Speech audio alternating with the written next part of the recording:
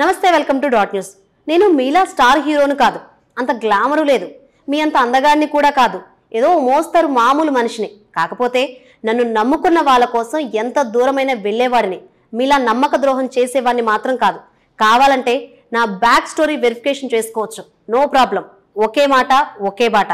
మీలా డబుల్ డైలాగులు చెప్పేవాడిని కాదని ఓ పెద్దాయన పవర్ స్టార్ కు స్ట్రాంగ్ డోస్ ఇస్తూ బలమైన లేఖ రాశారు. ఇంతకీ ఆ పెద్దాయన ఎవరో, ఆ లెటర్లో ఏముందో చూద్దాం. ఈయనే ఆ పెద్ద మనిషి. పేరు ముద్రగడ పద్మనాభం. కాపు నేత. ఉభయ గోదావరి జిల్లాల్లోనే కాదు, కాపు సామాజిక వర్గంలోనే ఫేమస్ లీడర్.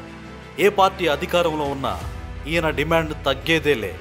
వచ్చే ఎన్నికల కోసం టీడీపీ జనసేన పొత్తుల వల్ల కాపు వర్గానికి ఒరిగేదేమీ లేదన్నది ఈ పెద్దాయన పాయింట్. ఇక్కడే మన పవర్ స్టార్ పొలిటికల్ జిమ్మిక్కులు చేస్తుండడంతో సార్కు కోపం వచ్చింది.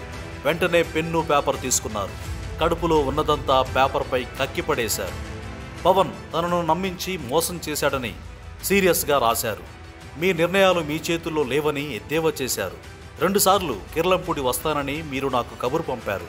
ఎలాంటి కోరికలు లేకుండా మీతో కలుస్తానని చెప్పడం జరిగింది. అన్ని వర్గాలకు న్యాయం చేయాలని ఆశించి మీతో కలిసి సేవ చేయాలనుకున్నాను. కానీ మీరు నన్ను కలవడానికి మీకు ఎన్నో చోట్ల అనుమతులు అవసరం. మీ నిర్ణయాలు మీ చేతుల్లో లేవు. పవర్ షేరింగ్ అనేది లేదని అర్థమైంది. మీ 24 సీట్ల కోసం నా అవసరం రాదు, రాకూడదనే భగవంతుని కోరుకుంటున్నాను. నేను మీలా గ్లామర్ ఉన్నవాణ్ణి కాకపోవచ్చు. ప్రజల్లో పరపతి లేకపోవడం వల్ల మీ దృష్టిలో లాస్ట్ గ్రేడ్ వ్యక్తిగా తుప్పుపట్టిన ఇనుములా గుర్తించారు. నా 40 ఏళ్ల రాజకీయ జీవితంలో డబ్బు కోరడం కానీ, పదవుల కోసం పెద్ద నాయకుల గుమ్మాల వద్ద పడిగాపులు కాయడం కానీ చేయలేదు అంటూ తీవ్ర విమర్శలు చేశారు. పాపం ముద్రగడ మనసులో ఏదీ దాచుకోకుండా మొత్తం లెటర్లో రాశారు. ఇక అటువైపు నుంచి మరో సీనియర్ హరిరామ జోగయ్య కూడా రోజుకో లేఖతో పవన్ మీద దాడి చేస్తూనే ఉన్నారు.